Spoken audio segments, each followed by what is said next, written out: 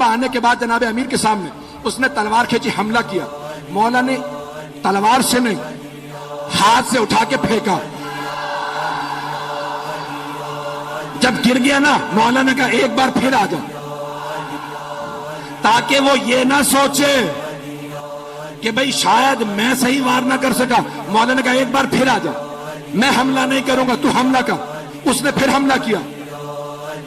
علی نے 2 انگلیوں سے اٹھا کے پھر پھینکا کہ آخری موقع دے رہا ہوں، آ جا. اب مولا نے ذوالفقار کھینچی، اس نے چست لگائی. ایک مرتبہ میرے مولا نے کہا اللہ. حضرت عباس علیہ السلام نے اپنی بہادری کے وہ اعلیٰ مثال دکھائے جسے دیکھ کر ہر دشمن لرز اٹھا. اور آج کے اس ویڈیو میں جنگ صفین میں ہونے والے حضرت عباس علیہ السلام کے انہی واقعات کا ذکر کریں گے کہ کیسے حضرت عباس علیہ السلام نے بڑے بڑے پہلوانوں کو دھول چٹا دی. حضرت عباس علیہ السلام نے اپنی بہادری کا اعلیٰ مثال قائم کر کے ہمیشہ کے لیے ثانی حیدر بن گئے. حضرت عباس علیہ السلام کی سب سے پہلی جنگ تھی جنگ صفین. یہ وہ جنگ تھی جس میں حضرت عباس علیہ السلام 11 سے 13 سال کے بیچ میں تھے، یا آپ کی عمر اس کے آس پاس تھی. اور آپ کا مقابلہ اس وقت کے سب سے طاقتور پہلوان قریب کے ساتھ ہوا. اس سے پہلے حضرت عباس علیہ السلام نے کسی بھی جنگ میں حصہ نہیں لیا تھا. یہ آپ کی پہلی جنگ تھی، اور وہ بھی ایک پہلوان کے ساتھ مقابلہ. جنگ ہونے سے پہلے جب دونوں لشکر میں سے ایک ایک شخص آنا تھا تو حضرت عباس علیہ السلام حضرت امام علی علیہ السلام سے اجازت لے کر میدان کی طرف نکلے. مولا عباس علیہ السلام میدان میں آئے. اس طرف مولا عباس علیہ السلام اکیلے، سامنے 2.5 لاکھ کا لشکر. اس وقت حضرت عباس علیہ السلام کی عمر تقریباً 11 سال سے 13 سال کے بیچ میں تھی، اور لشکر کی تعداد میں مورخین کا اختلافات پایا جاتا ہے.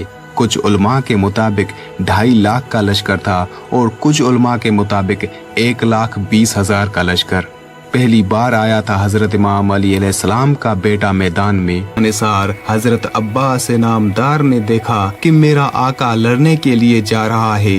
دل بے چین ہو گیا. اگرچہ آپ اس وقت بہت کم سن تھے، لیکن دلیرانہ حیثیت سے امداد امام حسین علیہ السلام کے لیے برے. اصحاب امیر المومنین کا بیان ہے کہ نگاہ ایک برق سامنے سے چمک گئی، یعنی ایک سوار اس طرح ایک سمت سے نکلا کہ یہ معلوم نہ ہو سکا کہ وہ کون ہے، اور دیکھا کہ درمیان صفوف لشکر در آیا.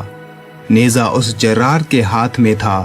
اس نے کمال غیظ سے نیزے کو حرکت دی، اور بعض مخالف لشکر والوں کو سامنے آتے ہی نیزے پر اٹھا کر پھینک دیا، یعنی ایک کے بعد دوسرے کو ہلاک کرتا رہا، یہاں تک کہ تھوڑی دیر میں 90 دشمنوں کو واصل جہنم کیا. ان شیرانہ حملوں کی وجہ سے لشکر میں غل مچ گیا. لوگ کہنے لگے کہ یہ دلیر کون ہے.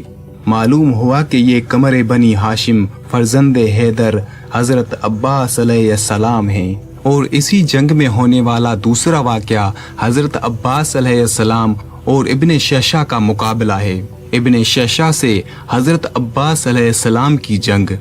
جنگ صفین کے موقع پر ایک دن حضرت عباس علیہ السلام چہرے پر نقاب ڈالے ہوئے میدان جنگ میں پہنچے. آپ کی ہیبت کو دیکھ کر شامی لشکر والوں نے جرت نہ کی، اور شامی لشکر کا ہر ایک فرد حضرت عباس علیہ السلام کے قریب آنے سے بھی ڈر رہا تھا. تو معاویہ نے اپنے لشکر کے سب سے بہادر شخص کو چنا، جس کا نام ابن شیشہ تھا، اور اس سے کہا کہ تو اس نوجوان سے جنگ کے لیے جا. اس نے کہا کہ اہل شام مجھے 10,000 سواروں کے برابر جانتے ہیں.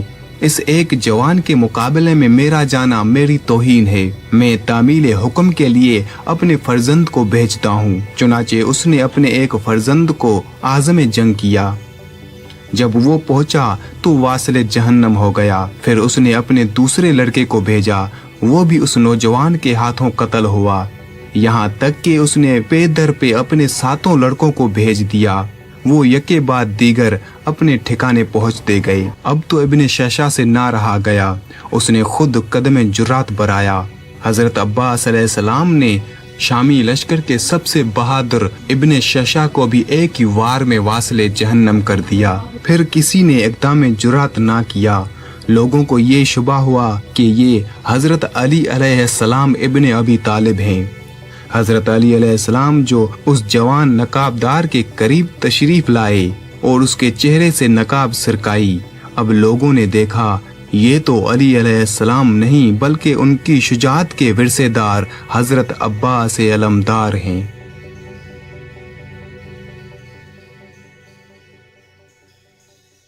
हो जाऊंगा। अगर ये भी मंजूर ना हो तो मुझे यजीद के पास जाने दो। मैं उसके पास जाकर अपना मामला उसी तरह तय कर लूंगा जिस तरह मेरे भाई हजरत इमाम हसन अलैहिस्सलाम ने हजरत अमीर मुआविया से तय कर लिया था। उमर साद कहने लगा, आपकी शराइत तो माकूल हैं, लेकिन अफसोस कि मैं खुद मुख्तार नहीं हूँ। मैं अपनी जिम्मेदारी पर कोई जवाब नहीं दे सकता। इस मुहिम की बागडोर इब्न ज़ियाद के हाथ में है। मैं आपकी तमाम शराइत उसे लिख देता हूँ। थोड़ी देर बाद उमर साद वहाँ से रुखसत होकर अपने लश्कर में वापस पहुंचा। उसने इमाम हुसैन अलैहिस्सलाम की शराइत लिखकर एक कासिद के हाथ इब्न ज़ियाद के पास भेज दी। उमर साद को यह यकीन था कि इब्न ज़ियाद इमाम हुसैन अलैहिस्सलाम की शराइत में से कोई न कोई शर्त जरूर मान लेगा। खुसूसन आखिरी शर्त पर उसे कतई यकीन था कि वो मान ली जाएगी। उसकी कोशिश भी यही थी कि कुछ तो खून न हो और मुसालिहत हो जाए। इसीलिए वो इमाम हुसैन अलैहिस्सलाम के पास आने लगा था। उसके लश्करी भी काफिले में आते जाते थे और खुद इमाम हुसैन अलैहिस्सलाम के काफिले वाले भी उमर साद के लश्कर में चले जाते और लश्करियों के साथ मिलकर नमाज पढ़ते थे। चुनाचे इसी तरह कई रोज गुजर गए, यहाँ तक कि 8 मुहर्रम उल हराम को हिज्र बिन हुर 22,000 का लश्कर जर्राल लेकर वहाँ पहुंचा। ये लश्कर चूंकि तादाद में ज्यादा था, इसलिए काफिले के करीब पहुंचकर मुकीम हो गया। इस लश्कर को इतने करीब देखकर इमाम हुसैन अलैहिस्सलाम ने अपने काफिले के गिर्द खंदकें खुदवाई थीं। ये एहतियात इसलिए की गई थी ताकि रात के वक्त लश्करी काफिले वालों पर हमला न कर सकें। इससे अगले रोज यानी 9 मुहर्रम उल हराम को असर के वक्त शिमर भी वहाँ पहुंच गया। वो सीधा उमर साद के पास पहुंचा और उसे इब्न ज़ियाद का खत दिया। उमर साद खत पढ़कर कहने लगा, अफसोस ये तो बहुत ही बुरा हुआ। शिमर ने पूछा, अब तुम्हारा क्या इरादा है? उमर साद ने जवाब दिया, मैं हुक्म की तामील करूंगा। शिमर ने कहा, इसी वक्त तामील करो और अगर इनकार है तो लश्कर की कमान मेरे हवाले करो।